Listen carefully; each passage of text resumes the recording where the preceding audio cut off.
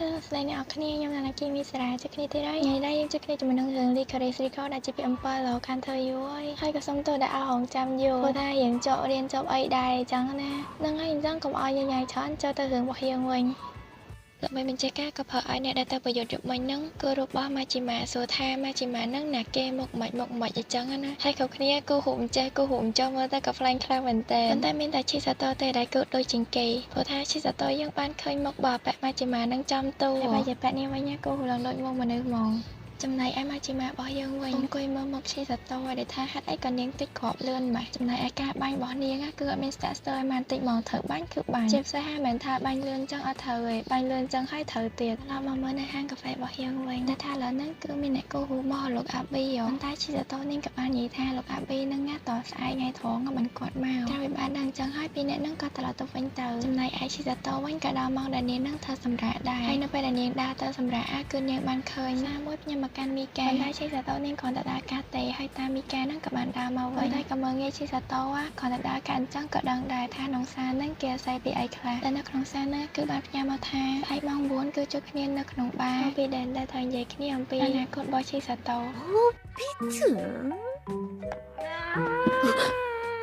ក្រោយមកឈីសាតូនាងក៏ប្រាប់រឿងហ្នឹងទៅកាន់មិត្តរួមការងាររបស់នាងព្រោះឈីសាតូនាងគិតថារឿងហ្នឹងប្រហែលជាតកតនឹងរឿងតែលោកមេបញ្ជាការដេញនាងចេញពី DA ផងមិនដឹងអញ្ចឹងនាងត្រូវតែដឹងរឿងហ្នឹងឲ្យបាននាងក៏សុំឲ្យថៃគីណាហ្នឹងជួយនាងផងទៅព្រោះថានាងអាចធ្វើរឿងហ្នឹងតែម្នាក់ឯងបានទេនៅក្នុងបេសកកម្មមួយនេះមិនត្រឹមតែថៃគីណាទេជួយយកគឺគ្រប់គ្នាជួយហ្មងតែថាមីអូនសក់លឿងនេះនាងគឺជាអ្នក relocation ដែលតកតងជាមួយនឹងហាង Forbidden ហ្នឹងចំណែកអាប៉ាម៉ាជីម៉ានេះវិញកំពុងតែរកការចាត់ការឈីសាតូហើយនិយាយទៅពេលណាដែលឈីសាតូនៅម្នាក់ឯងគឺកាន់តែល្អហ្មងចំណែកការបំផ្ទុះពណ៌វិទ្យុវិញណាអាប៉ាហ្នឹងឲ្យគឺជាអ្នកធ្វើហើយអាប៉ាហ្នឹងក៏បានប្រាប់អាប៉ា hacker robot ថាគាត់ទុកចិត្តលើអាប៉ា hacker ហ្នឹងហើយព្រោះថាមានតែ hacker មួយហ្នឹងឯងដែលអាចចូលទៅក្នុងប្រព័ន្ធ AI របស់ DA បានចឹងហើយអាប៉ា Majima ហ្នឹងក៏សម្រេចចិត្តថាធ្វើតាមផែនការរបស់អាប៉ា hacker ហ្នឹងទៅអាប៉ា hacker ហ្នឹងណាគេស្វែងចិត្តដល់ហើយព្រោះថាមានតែគេដែលអាច hack ចូលក្នុងប្រព័ន្ធ AI របស់ DA ហើយអត់មានអ្នកគេដឹងចំណែកនៅ DA វិញណានិយាយពីថាមានរឿងកាន់តែច្រើនទៅតាំងពីឈីសាតូចាញ់ពី DA ហ្នឹងមកបតវហេតុលេខ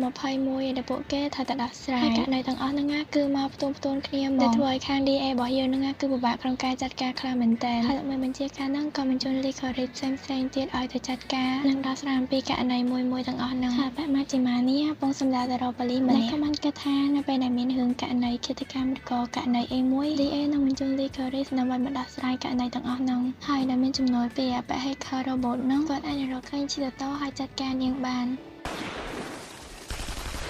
តែឡើងហ្វូគីមហោដូចចិត្តហើយក៏អត់មានរឿងផ្សេងក្រៅពីរឿងកិច្ចកម្មយុគមិញដែរហើយហ្វូគីនឹងក៏ចាក់វីដេអូដែលមាននៅក្នុងកាមេរ៉ាសុវត្ថិភាពហ្នឹងយកទៅឲ្យឈីសាតូរបស់យើងមើលកាលពេលឈីសាតូនាងមើលរួចនាងក៏ដឹងថាពួកទាំងអស់ហ្នឹងគឺមិនជាពួកយ៉ាគូសាទេប៉ុន្តែវាគឺជាស្នាដៃរបស់ប៉ាម៉ាជីម៉ាព្រោះថានៅក្នុងវីដេអូហ្នឹងក៏មានរូបម៉ាជីម៉ាដែរហើយនៅក្នុងហ្នឹងក៏សរសេរពាក្យថានេះគឺជាឆលាងដែលម៉ាជីម៉ាលេងជាមួយនឹងពួក Licorice ប្រហែលម៉ោងក្រោយមកក៏ដល់ម៉ោង 9ដែលជាពេលតាមីកាហ្នឹងធ្វើតំណាត់ជួបមនុស្សម្នាក់ហើយតាមីកាក៏ប្រាប់ថាគាត់ហ្នឹងគឺត្រូវចេញទៅខាងក្រៅព្រោះថាគាត់គឺមានកិច្ចការដែលត្រូវធ្វើ言い忘れたがガスのもいやうどんはどこかなとពីពួកគេទៅដល់កន្លែងហើយឈីសាតូនិងថាគីណាត្រូវតែប្រឡងឈ្មោះដើម្បីចូលទៅកន្លែងហ្នឹងដែលឈ្មោះរបស់ថាគីណាគឺ Noriko ចំណែកឯឈ្មោះរបស់ឈីសាតូវិញគឺ Kabayaki ហើយចំណែកអ្នកចាំស្ដាប់វិញឡើងសើចចុកពោះហ្មងដោយសារតែឈ្មោះចម្លែកចុះ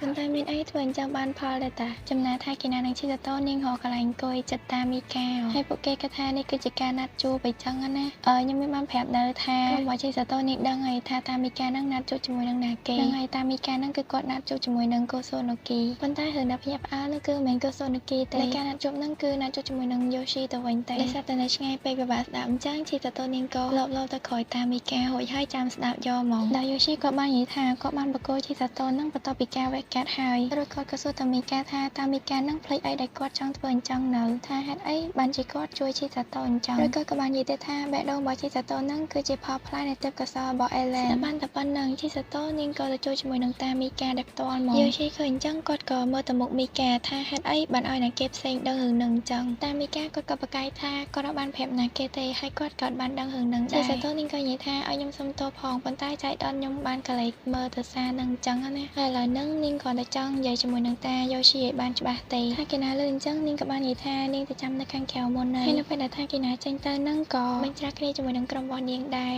ដោយសារតែមុននឹងពីអ្នកនឹងមើលទៅឃើញអត់សូវស្រួលអីចឹងណាចំណែកជីសាតូវិញនាងចង់ជួបយ៉ូស៊ីហ្នឹងគឺគាត់តែចង់មកអរគុណដែលយ៉ូស៊ីបានជួយនាងបន្ទាប់ពីការវះកាត់រួចយ៉ូស៊ីគាត់ក៏និយាយថាគាត់គ្រាន់តែចង់ប្រើពេលវេលារបស់គាត់ទៅជួយមនុស្សផ្សេងៗទៀតនិយាយគ្នាតនឹងសាច់ការអីមិនផងពីអ្នកនោះក៏មកដល់ភ្លាមហ្មងហើយបុគ្គលិកនៅហ្នឹងគឺឲ្យមីអូនទួយនោះចូលទេព្រោះថាមើលទៅនាងទួយខ្លាំងមែនតើហ្មងមើលទៅដូចកូនក្មេងអញ្ចឹងប៉ុន្តែមីអូនហ្នឹងក៏និយាយថាគេទួយតែមានមែនប៉ុន្តែក៏មើល ID គេឡើងអាយុ30ឆ្នាំហីបើជឿទេមើលកាតគេបាននេះចំណែកចាយឈរចិត្តហ្នឹងគាត់ក៏និយាយដែរថាចំណែកគេវិញគេមានអាយុតែ20ឆ្នាំហីដោយសារតែយាយញ៉ៃពេកតាយ៉ូស៊ីហ្នឹងគាត់ក៏ចេញពីទីកន្លែងហ្នឹងដែលហៅមីកាហ្នឹងទៅជាមួយដែរហើយជីសាតូនាងក៏និយាយថាអូខេអញ្ចឹងនាងចាំនៅហាងកាហ្វេវិញអញ្ចឹង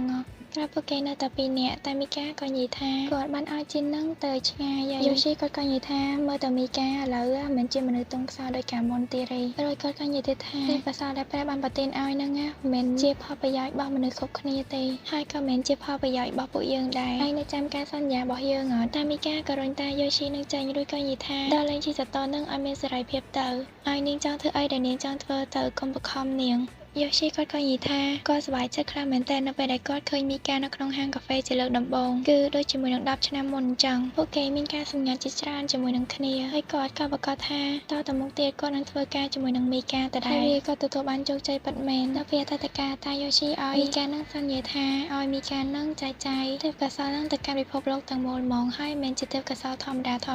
វាគឺជាទេពកោសល្យដ៏អស្ចារ្យក្នុងការសម្លាប់មនុស្សក្រោយពីយ៉ូស៊ីចេញមកខាងក្រៅគាត់ក៏ជួបជាមួយនឹងថាគីណាហើយថាគីណានាងក៏សុំទោសក្នុងការរំខានការសន្ទនាជាមួយនឹងតាមីកាហើយនាងក៏និយាយទៀតថានាងហើយនឹងជីសាតូនឹងរងចាំតាយ៉ូស៊ីនឹងនៅក្នុងហាងកាហ្វេរបស់នាងយ៉ូស៊ីគាត់ក៏និយាយមកចុងក្រោយថាគាត់មានការសង្ឃឹមខ្ពស់ខ្លាំងមែនទែនជាមួយនឹងថាគីណារួចគាត់ក៏បើកឡានចេញទៅបាត់ទៅចំណែកនៅកន្លែងជីសាតូវិញជីសាតូនាងក៏សួរទៅតាមីកាថាហេតុអីក៏អត់ប្រាប់រឿងនឹងដល់នាងតាមីកាក៏និយាយថានេះគឺជាអីដែលគាត់អាចធ្វើដើម្បីជួយជីសាតូរបស់យើងបានរួចជីសាតូនាងក៏និយាយថាអញ្ចឹងតាមីកាត្រូវតែរក្សាការសន្យានឹងមែនអូខេមានអីល្អតាបន្តបោកប្រាស់ខ្ញុំទៀតហើយតាមីការបស់យើងនឹងអត់អាចនិយាយពាក្យផ្សេងក្រៅពីពាក្យសុំទោសទេនិយាយទៅគាត់អត់ចង់ធ្វើអញ្ចឹងដែរហ្នឹងគាត់ថាគាត់ចង់ជួយជីវិតរបស់ជីសាតូត្រឡប់មកនៅក្នុងហាងរបស់យើងវិញដែលថាសឹងតែគ្រប់ភ្ញៀវឲ្យដែលសួររកជីសាតូហើយម្នាក់មកស្អុយគិតអីអត់ចាញ់ហ្មងព្រោះអត់មានជីសាតូញ៉ៃលេងមួយគ្នាមកទៅក្រោយមកបានលើមកជីសាតូរបស់យើងមកគាត់តែជីសាតូរបស់យើងមកម្នាក់មករីកដូចគ្រាប់ជីអញ្ចឹងគេហៅលេងមីផងគេប្រើផងហើយបើចាអ្នកគូរូបនោះវិញគាត់និយាយថាបើអត់ឃើញមកជីសាតូរបស់យើងទេគាត់ធ្វើអីអត់ចាញ់ទេគាត់គូរូបអត់កើតហ្មងអូខេអញ្ចឹងភាគនឹងចៅធំនឹងហើយសង្ឃឹមថាទាំងអស់គ្នានឹងរីករាយជាមួយនឹងភាគនឹងអរគុណច្រើនសម្រាប់ការទស្សនាបាយបាយ